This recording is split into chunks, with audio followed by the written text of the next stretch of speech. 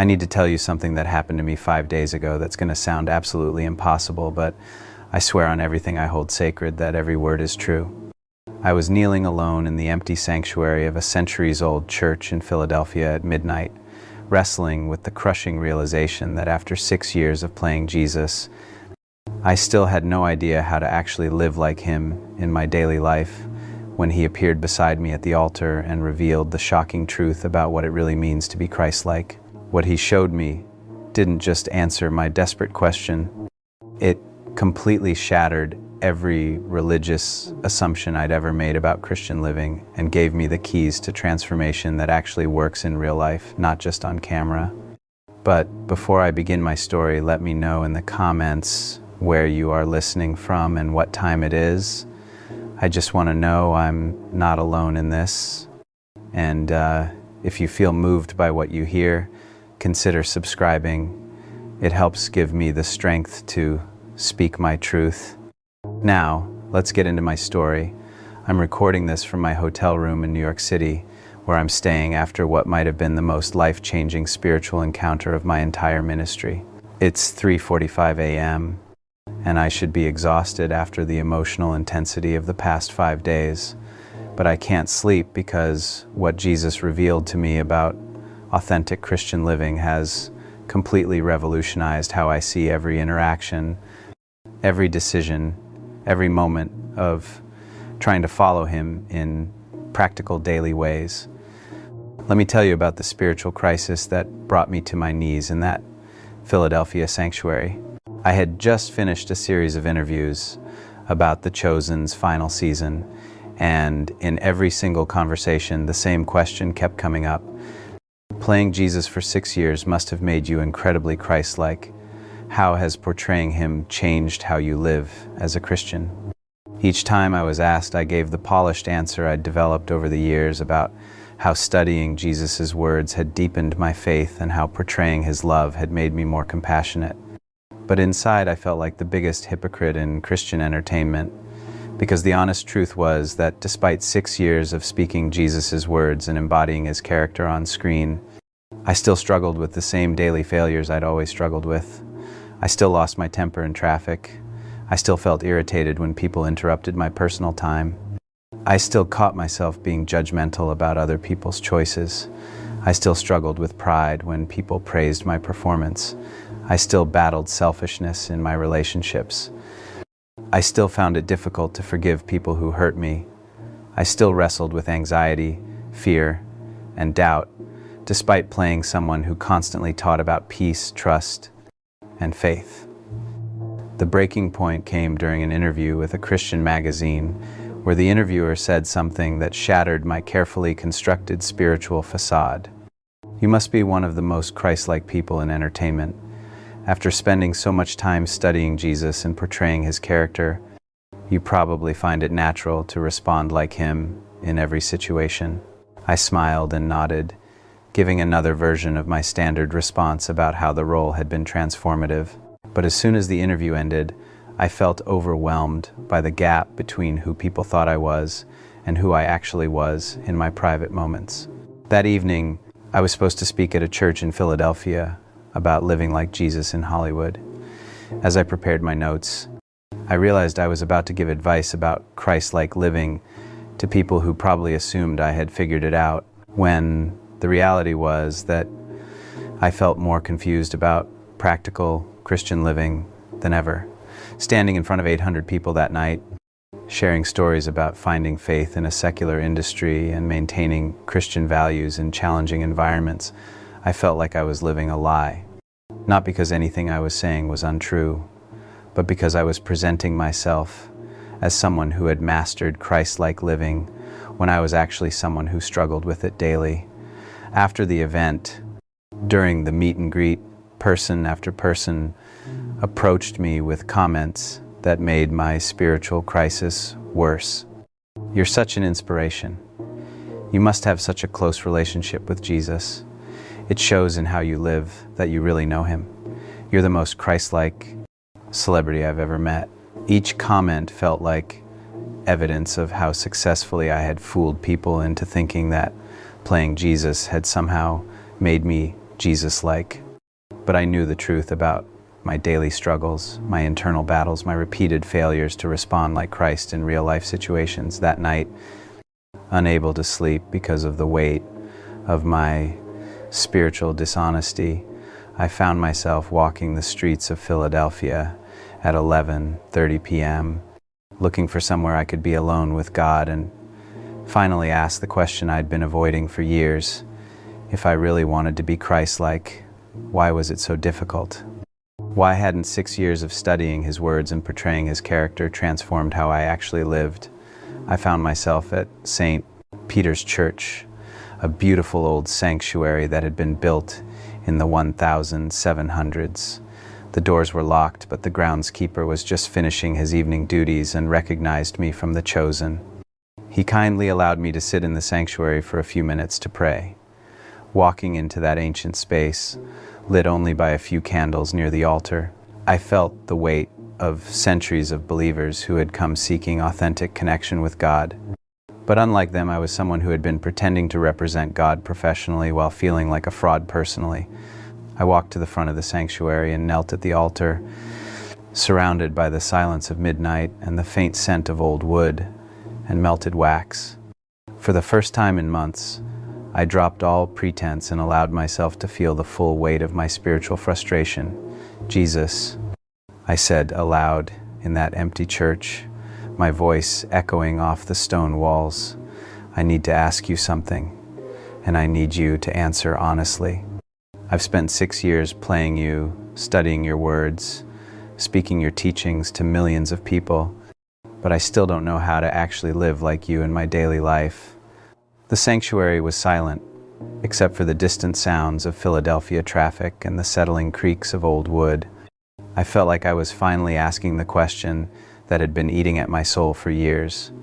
Everyone thinks that playing you has made me Christ-like, and I continued, my voice breaking with frustration and honesty.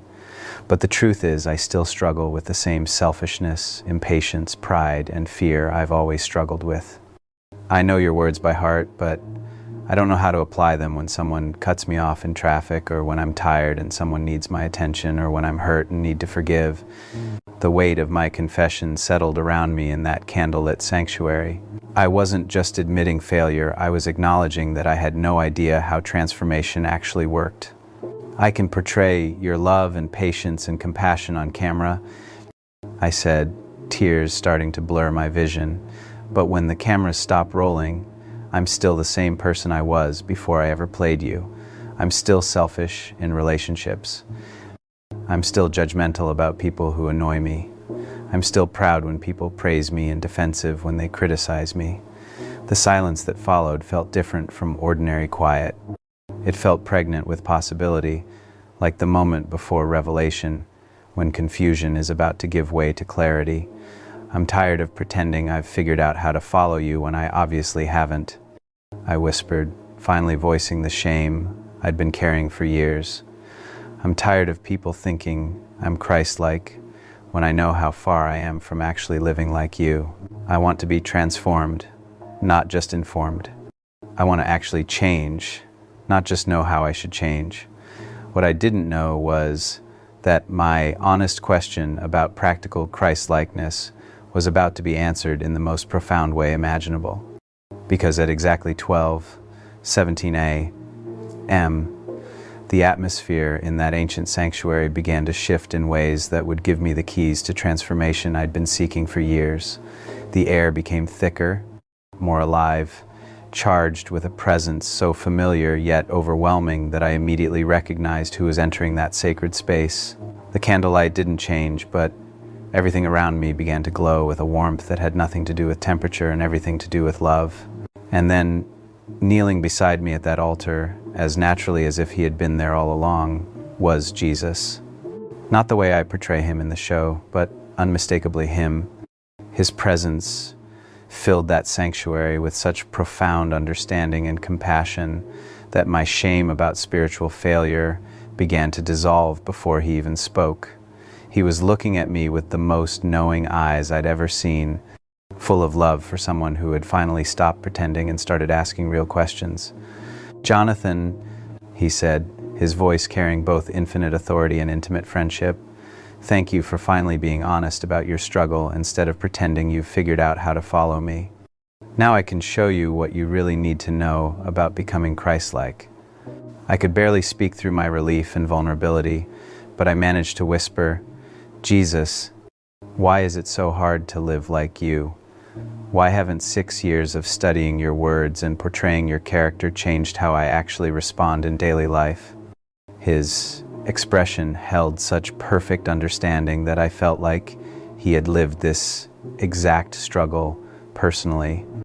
Because, my beloved son, you've been trying to become Christ-like through imitation instead of transformation. You've been focusing on copying my behavior instead of receiving my nature. And behavior modification never produces the change that heart transformation creates. Jesus settled more comfortably beside me at that altar, and I knew I was about to receive the most important education about spiritual transformation I would ever get. Are you ready to learn what it really means to be Christ-like? Because it's nothing like what you've been taught, and everything like what you've been longing for. I nodded, feeling more ready to receive truth than I had ever felt in my life. The spiritual crisis that had been crushing me was about to become the doorway to the very transformation I'd been desperately seeking. Then, let me show you, he said, his voice filled with the promise of authentic change, the truth about Christ-likeness that will set you free from religious performance and give you access to real transformation. Because what you're about to learn isn't just information about how to live, it's invitation into a completely different way of being human. Jesus settled beside me at that ancient altar, and his presence transformed the sanctuary into what felt like the most sacred classroom in history. The shame I'd been carrying about my spiritual failures began to lift as I realized I was about to understand something I'd been missing about transformation for my entire Christian life. The first thing you need to understand about being Christ-like, he began, his voice filled with the kind of gentle authority that comes from perfect love, is that it's not about copying my behavior, it's about receiving my nature. You've been trying to act like me from the outside in, but transformation only happens from the inside out. I felt something fundamental shifting in my understanding as he continued. When you try to imitate my patience without receiving my peace, you create religious performance. When you try to copy my love without experiencing my Father's love for you, you create exhausting effort that can't be sustained. Christ-likeness isn't behavior modification, it's heart transformation. This was already completely different from everything I'd been taught about following Jesus. I'd spent years trying to force myself to respond like Christ through willpower and spiritual discipline, never understanding why it felt so difficult and artificial. The second truth about Christ-likeness, Jesus said, is that it flows from identity, not effort. You've been trying to become like me to prove you're a good Christian, but you need to understand who you are to me before you can live like who you are to me. He turned to face me more directly, his eyes filled with infinite tenderness. Jonathan, you are my beloved brother, filled with my spirit, carrying my nature, equipped with my power. Christ-likeness isn't something you achieve, it's something you already possess that needs to be unveiled. The implications of this were staggering. I wasn't trying to become Christ-like through effort. I was learning to live from the Christ-likeness that was already mine through relationship with him. Think about it, he explained. When you portray me on screen, you don't become me. You access the understanding of my character that you already possess. The same is true in daily life. You don't need to manufacture Christ-like responses. You need to access the Christ-like nature you already carry. The third truth went even deeper. Christ-likeness is revealed through dependency, not independence. You've been trying to be strong enough, disciplined enough, spiritual enough to live like me on your own. But I never lived independently of my Father. Everything I did flowed from constant connection to him. This was revolutionary. I had been treating Christ-likeness like a spiritual achievement I could earn through better behavior, when it was actually a relational reality that flowed from ongoing connection with God. When you see me being patient in the Gospels, Jesus continued, I'm not gritting my teeth and forcing myself to be patient. I'm drawing on my Father's infinite patience that flows through me when I stay connected to him. When you see me loving difficult people, I'm not manufacturing love through willpower. I'm channeling my Father's love that never runs dry. The fourth truth was completely practical. Christ-likeness is expressed through surrender, not control.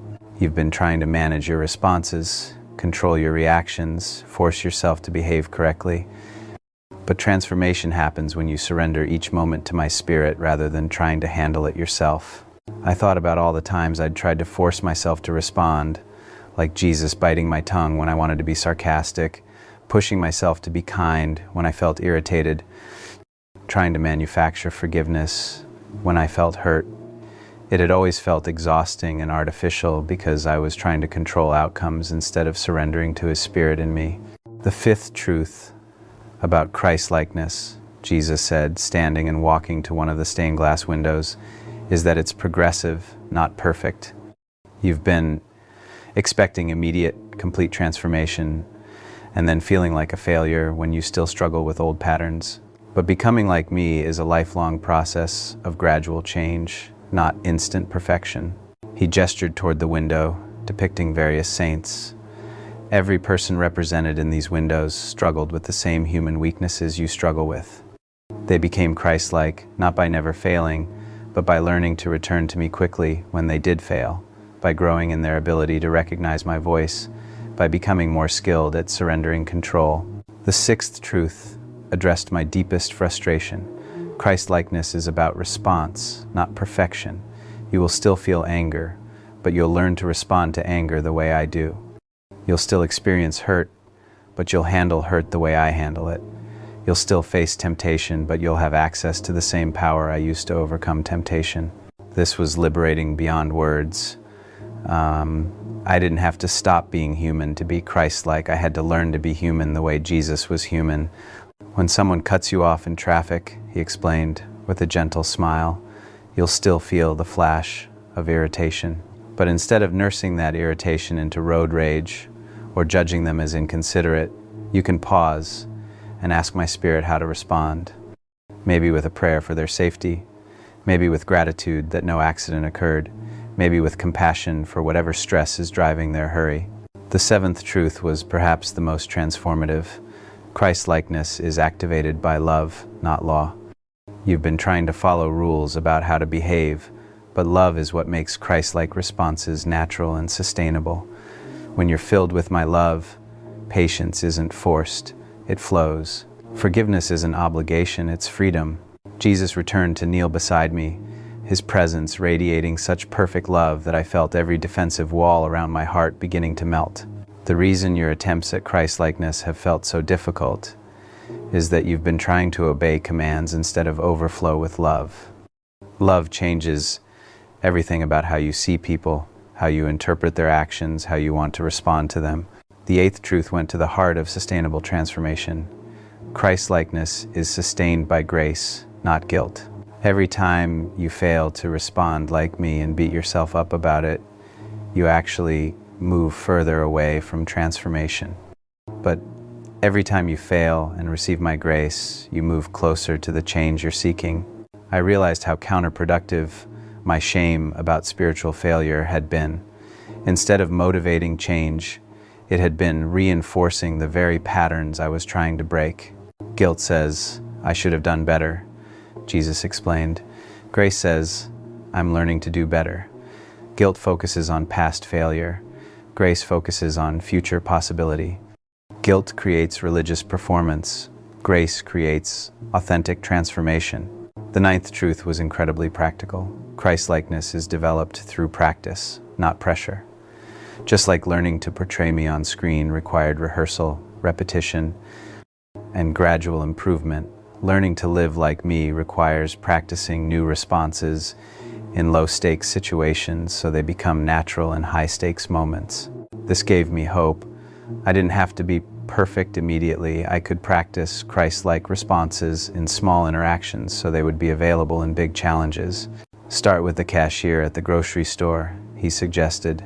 Practice seeing them the way I see them, as someone created in my Father's image, carrying burdens you don't know about, deserving of kindness regardless of their efficiency or mood. Practice responding to minor inconveniences with the same peace you want to have during major crises. The 10th and final truth was the key that unlocked everything else. Christ-likeness is the natural result of intimacy with me, not the requirement for relationship with me. You don't have to become Christ-like to be close to me. You become Christ-like because you're close to me. Jesus reached out and touched my heart, and suddenly I could feel what he felt: overwhelming love for every person I'd ever found difficult to love, infinite patience for every weakness I'd ever judged, profound compassion for every struggle I'd ever criticized. "Jonathan," he said with such tenderness that tears began streaming down my face, "you've been trying to live like me to earn my approval, but I'm asking you to receive my approval so you can live like me. You've been trying to transform yourself to be worthy of relationship, but I want relationship with you so I can transform you naturally." The sanctuary fell silent as this truth penetrated decades of religious programming. I wasn't trying to achieve Christ-likeness to prove my spirituality. I was receiving it as the natural overflow of intimate connection with him. "But how do I practically live this?" I asked, still struggling to understand how truth translated into daily transformation. How do I access this Christ-like nature when someone is irritating me, or when I'm tired and don't feel loving, or when I'm hurt and don't want to forgive? Jesus smiled with the warmth of someone who was about to give me the most practical wisdom of my life. "You pause and remember who you are, my beloved brother, filled with my spirit, carrying my nature. Then you ask a simple question: Jesus, how do you want to love this person through me right now?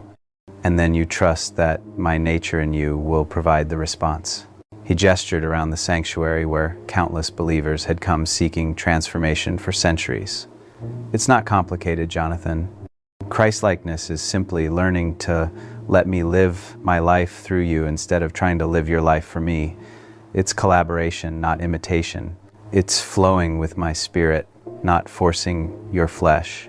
As Jesus began to fade slightly, signaling our conversation was nearing its end, he left me with the most transformative truth of all. You will know you're becoming Christ-like, not because you never struggle with human emotions, but because you respond to those emotions the way I do, with surrender instead of control, with love instead of judgment, with grace instead of condemnation. His final words came with the authority of absolute truth. "Remember this encounter, Jonathan. There are millions of Christians trying to live like me through religious effort instead of relational intimacy. They're exhausted from behavior modification and discouraged by repeated failure. They need to know that Christ-likeness flows from identity, not effort from being loved, not earning love." As Jesus' presence began to fade from that Philadelphia sanctuary, I felt like someone who had been trying to solve an impossible puzzle for years and had finally been given the missing piece. The frustration and shame I'd been carrying about my spiritual failures was completely gone, replaced by a profound sense of hope and clarity about how real transformation actually happens. "Thank you," I whispered as his form became translucent in the candlelight. "Thank you for showing me that Christ-likeness isn't about copying your behavior, it's about receiving your nature." His final words came with the gentle authority of perfect love. "Remember this truth, Jonathan. Every person who sees you living from your true identity instead of religious performance will want to know how that freedom is possible. Your authentic transformation will become their invitation to discover their own Christ-like nature." And then he was gone, leaving me alone in that ancient sanctuary with the most liberating understanding of Christian living I had ever received. But this wasn't just theological knowledge, it was practical wisdom that demanded to be lived out immediately. The first thing I did was something I'd never done before. Instead of making resolutions about how to behave better, I spent an hour simply receiving the truth about who I already was in Christ.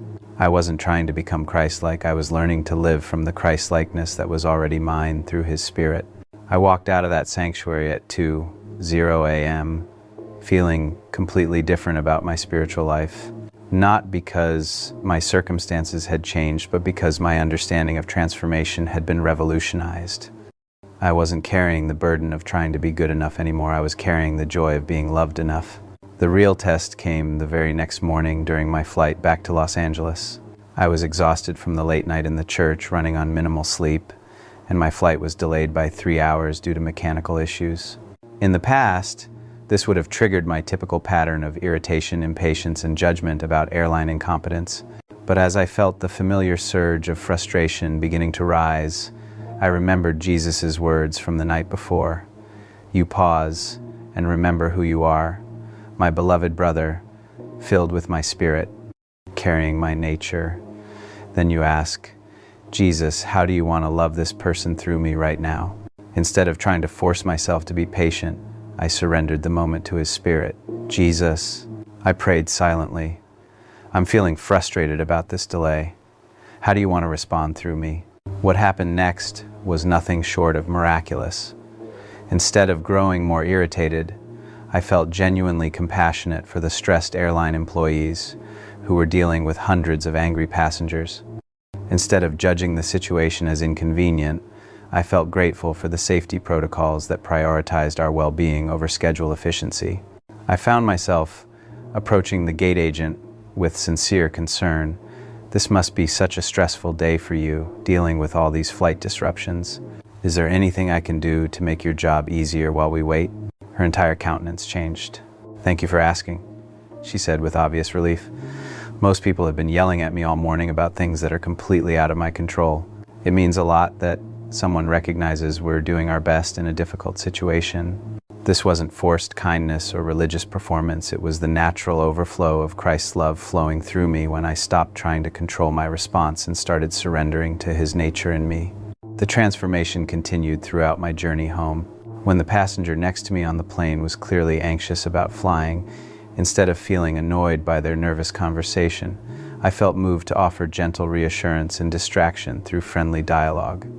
When we finally landed and everyone was rushing aggressively to get off the plane, instead of joining the impatient crowd, I felt peaceful about waiting and even helped an elderly passenger with their luggage.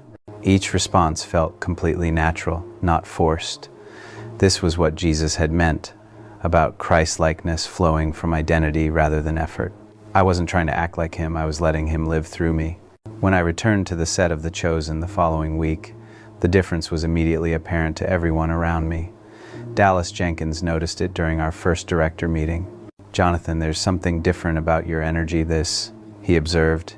You seem more settled, more present. Whatever happened during your time in Philadelphia, it's showing up in how you carry yourself. I shared what had happened in the sanctuary, the spiritual crisis about authentic Christ-likeness, the encounter with Jesus, the revolutionary understanding of transformation through identity rather than effort. His response was immediate fascination, and this changes everything about how we can approach these final scenes, Dallas said. If you're accessing Christ-likeness through surrender rather than performance, it's going to bring a completely different authenticity to the character. Elizabeth Tabish was equally intrigued when I explained what I'd learned. I've struggled with the same thing, she admitted, feeling like I should be more Christ-like because I'm part of this show, but not knowing how to actually live differently in real life. What you're describing about receiving his nature instead of copying his behavior, that makes so much more sense. George Xanthus joined our conversation with his own vulnerability. I've been beating myself up for years about not being spiritual enough, patient enough, loving enough. The idea that Christ-likeness flows from identity rather than effort, that's completely different from everything I was taught growing up. But the real test came during a particularly challenging day of filming 2 weeks later. We were shooting emotionally demanding scenes, the weather was unseasonably hot, equipment kept malfunctioning, and everyone was getting frustrated with the repeated delays. In the past, I would have joined the general irritation, complaining about the conditions and adding to the negative atmosphere. But as I felt the familiar frustration beginning to rise, I paused and remembered who I was. Christ's beloved brother, filled with his spirit, carrying his nature. Jesus, I prayed silently. This is a stressful situation for everyone. How do you want to love this cast and crew through me right now? Instead of contributing to the complaints, I felt moved to acknowledge people's frustration while offering encouragement. I brought water to crew members who were working in the heat. I initiated conversations that shifted focus from problems to gratitude for the privilege of telling this story. I offered to help with tasks that weren't technically my responsibility. Again, this wasn't forced positivity or religious performance. It was the natural response that flowed when I surrendered to Christ's nature in me, rather than trying to manage my own reactions. "Your attitude is contagious," said our cinematographer during lunch break. "When you started focusing on solutions instead of problems, it shifted the whole mood of the set. That's real leadership." The most profound change was in my portrayal of Jesus during those final episodes. Every scene where he demonstrated love under pressure, patience during criticism, peace in chaos, all of it flowed from authentic understanding rather than acted technique. "There's something different about how you're playing Jesus these days," observed our script supervisor. "It's like you understand his responses from personal experience rather than just trying to portray them externally." 3 months after my encounter with Jesus about Christ-likeness, I received an invitation that would have terrified me before my transformation. A major Christian conference wanted me to speak about living like Jesus in real life. In the past, this topic would have made me feel like a hypocrite. Now, I was excited to share what I'd learned, not as someone who had mastered Christ-likeness, but as someone who had discovered how it actually works. "Jonathan," said the conference organizer after my presentation, "I've never heard anyone explain Christian transformation so practically and authentically. You weren't giving us idealistic principles, you were sharing real-life application that actually works." The response was overwhelming. Hundreds of people approached me afterward, sharing their own frustrations with trying to live like Jesus through religious effort instead of relational intimacy. Many had been carrying the same shame I'd carried about spiritual failure, believing their inability to be consistently Christ-like meant they were bad Christians. "I've been trying to force myself to love difficult people for years," shared one woman. "I never understood that love flows naturally when I surrender to Christ's love in me, instead of trying to manufacture it through willpower." A young pastor told me, "I've been exhausted from trying to be Christ-like through behavior modification. What you taught about identity transformation instead of effort transformation, that's going to change my entire approach to spiritual growth." 6 months after my encounter with Jesus, I received a message that demonstrated the ripple effect of authentic transformation. A viewer of The Chosen wrote to tell me that my recent portrayal of Jesus had helped her understand how to respond to her difficult mother-in-law. "I noticed that Jesus in the latest episodes responds to difficult people with such natural grace," she wrote. "It didn't look like acting, it looked like someone who really understood how to let God's love flow through them." I started asking myself, how does Jesus want to love my mother-in-law through me, instead of trying to force myself to be patient with her? It completely changed our relationship. This was multiplication in action. My transformation had become her invitation to transformation, which would undoubtedly become someone else's pathway to authentic Christ-likeness. 1 year after my encounter with Jesus about practical Christian living, the change was evident in every area of my life. My relationships were deeper because I was responding from love rather than performing from obligation. My work was more sustainable because I was flowing with His Spirit rather than forcing my flesh. My peace was more consistent because I was surrendering control rather than trying to manage outcomes. But the most profound change was in my understanding of what it means to follow Jesus. I was no longer exhausted from trying to be good enough, patient enough, loving enough, spiritual enough. Instead, I was energized by the reality that Christ-likeness was my inheritance, not my achievement, my identity, not my aspiration. Now, almost 2 years after my encounter with Jesus about being Christ-like, I regularly teach about the difference between religious performance and relational transformation. The 10 truths Jesus taught me in that Philadelphia sanctuary have become the foundation for everything I share about authentic Christian living. Maybe you're listening to this and you recognize yourself in my story. Maybe you've been struggling with the same frustration I experienced, knowing how Jesus lived, but not knowing how to actually live like Him in your daily interactions. Maybe you're exhausted from trying to force yourself to be more patient, more loving, more forgiving, more spiritual through willpower and religious discipline. Maybe you've been beating yourself up for not being Christ-like enough, not growing fast enough, not transforming completely enough. Maybe you're tired of the gap between what you know about Christian living and how you actually live, between the person you want to be and the person you are in your unguarded moments. I want you to know that the struggle you're experiencing isn't evidence of spiritual failure. It's evidence that you've been trying to achieve through effort what can only be received through relationship. You've been trying to become Christ-like to earn God's approval instead of living Christ-like because you already have God's approval. The 10 truths Jesus taught me about authentic Christ-likeness have the power to transform any exhausting attempt at religious performance. First, Christ-likeness flows from receiving His nature, not copying His behavior. Transformation happens from the inside out, not the outside in. Second, Christ-likeness flows from identity, not effort. You need to understand who you are to Him before you can live like who you are to Him. Third, Christ-likeness is revealed through dependency, not independence. Everything flows from ongoing connection with God, not spiritual self-sufficiency.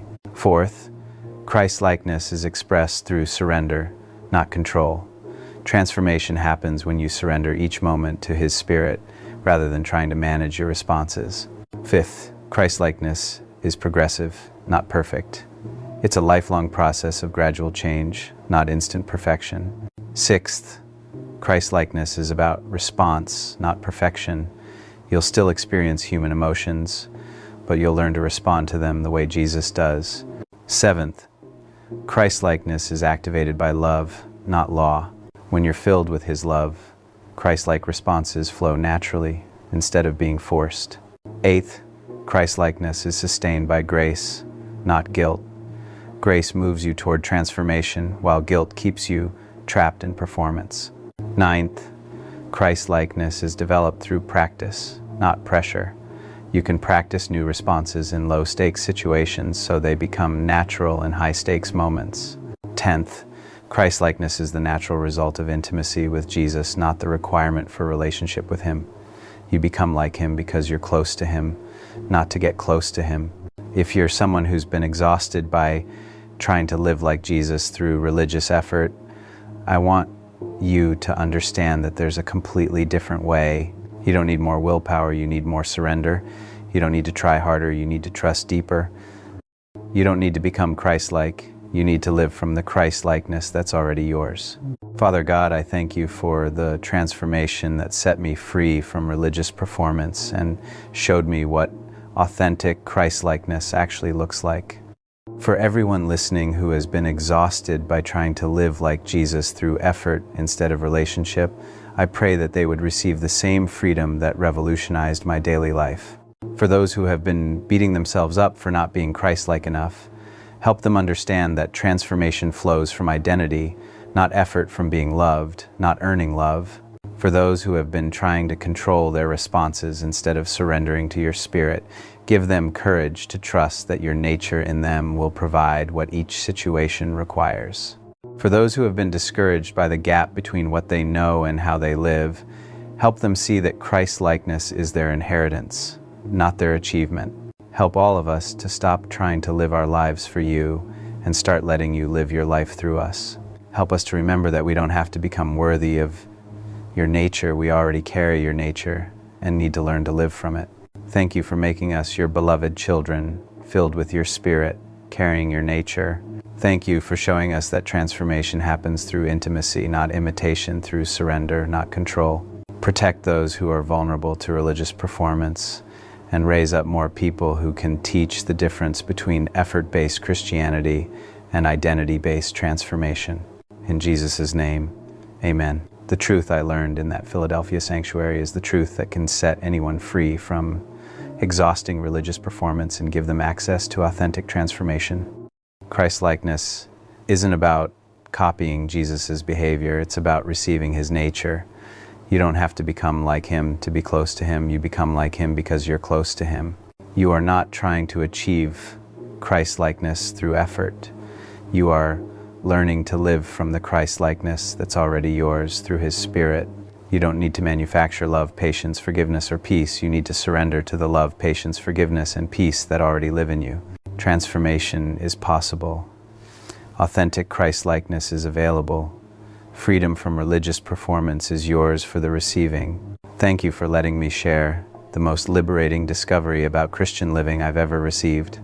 I love you all, and Jesus loves you enough to live his life through you when you learn to surrender instead of control, trust instead of effort, receive instead of achieve.